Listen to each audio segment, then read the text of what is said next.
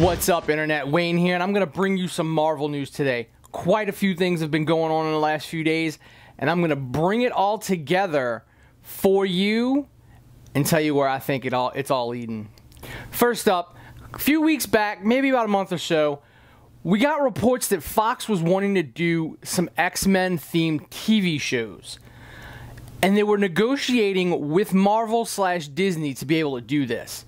You see, Fox may have owned the movie rights for the X-Men and their subsidiary characters, but Marvel owned the television rights, which kind of doesn't make sense why we're getting Inhumans on television and not mutants, but I guess they figured it would have been harder to just keep the mutants strictly confined to television and not have any mention or reference to them in the movies. I don't know.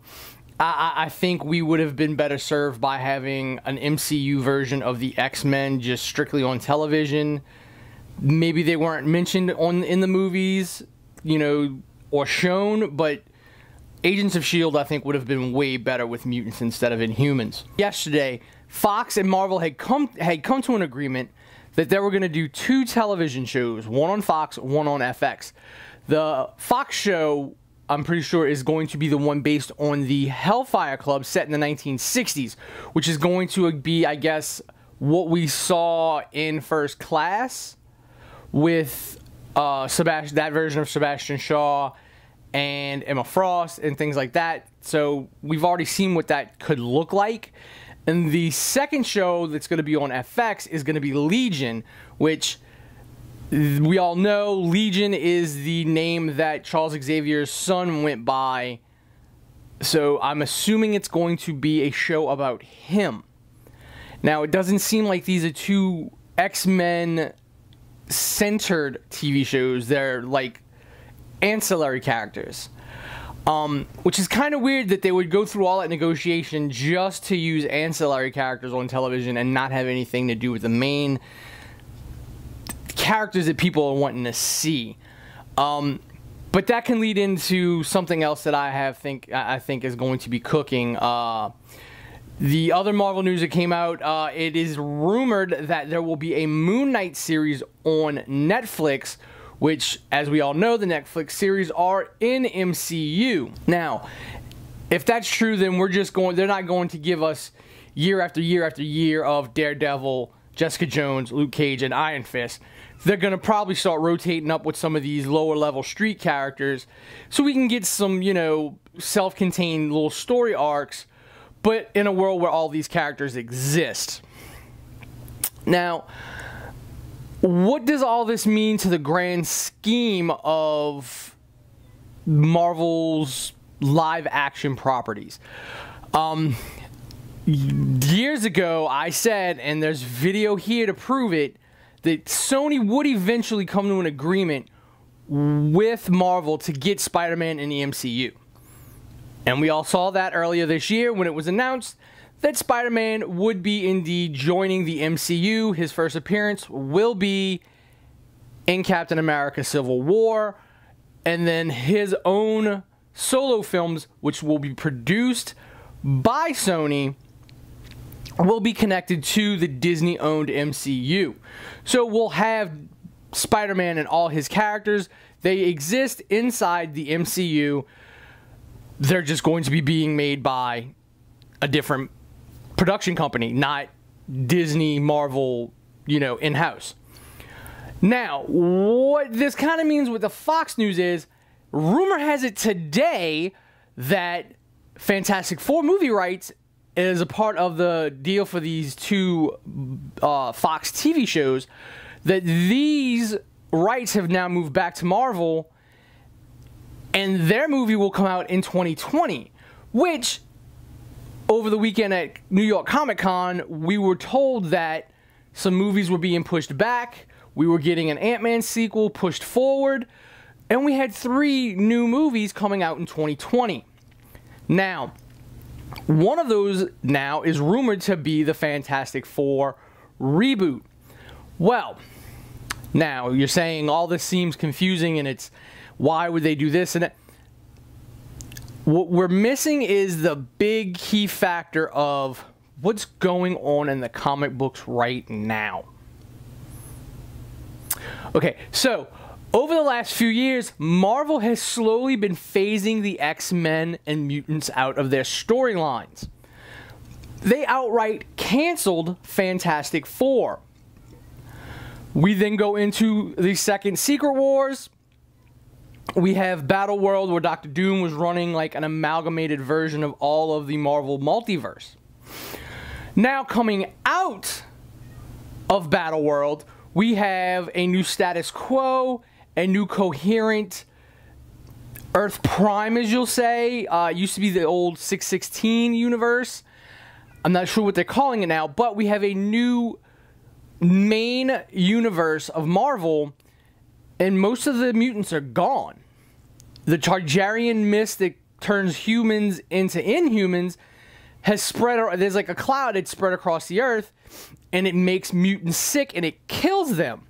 So, in one of the new issues that comes out, which I don't get why Marvel did this, the new series that take place after Battle World are debuting before Battle World's even finished.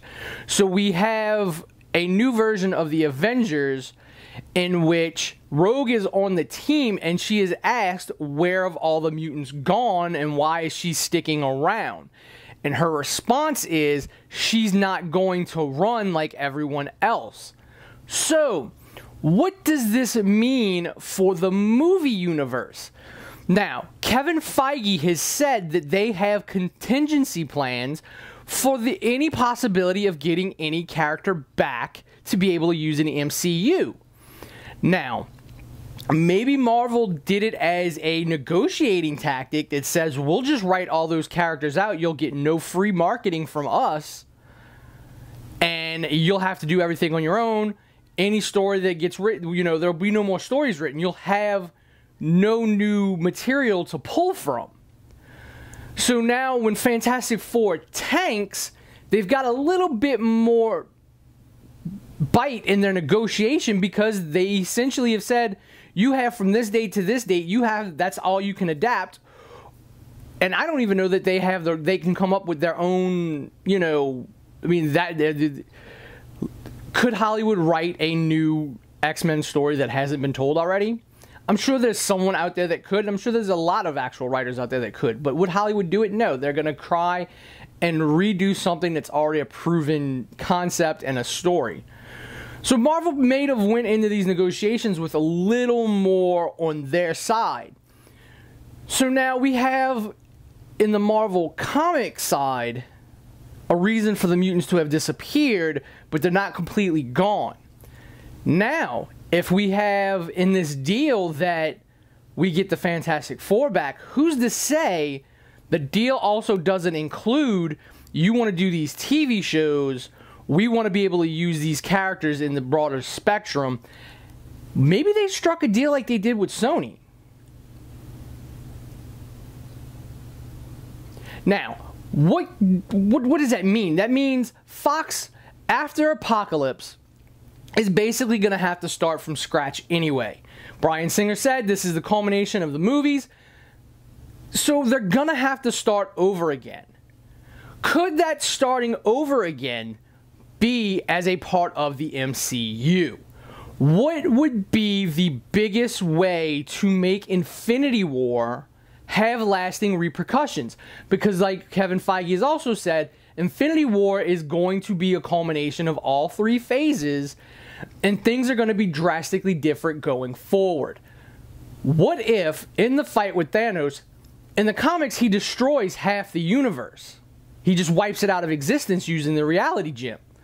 What if, in Infinity War, he uses that reality gem and he basically fractures the multiverse, pulling in the Fox characters? That is the easiest way to do it, and the fact that Fantastic Four tanked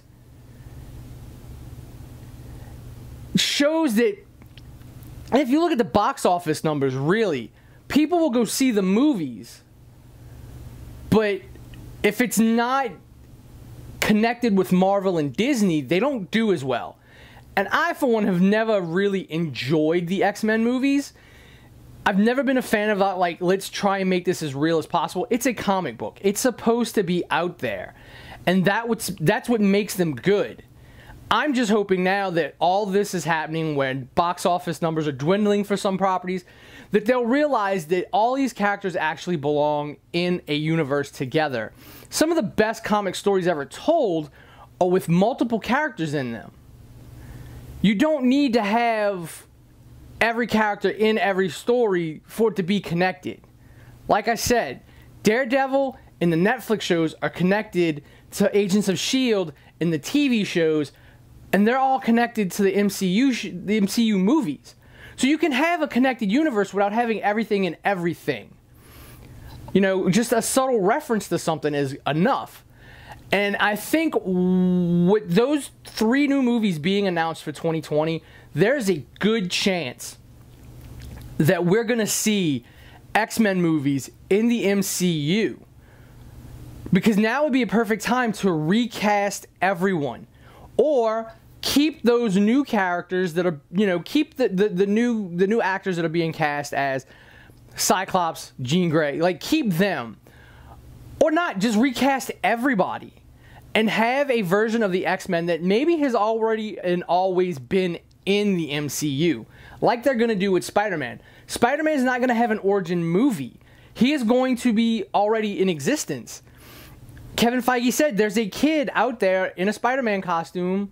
You know, he just hasn't been on camera yet. So I think in the long run, what is happening is Marvel has played their long hand and it's come out in their favor. I'm going to be very surprised if those other movies in 2020 are not X-Men related movies. Because I don't know of any other properties that really warrant any new movies. So that's my thoughts. Let me know in the comments what you think. I've been saying this from the beginning, we would eventually get everybody back in. I'm pretty sure I'm right on track with this. I'm going to call it now that I am right. We'll see when those movies get announced, and we'll see what goes on, if there's an official announcement about the Fantastic Four rights and things like that. But until next time, this is Wayne. Have a good one.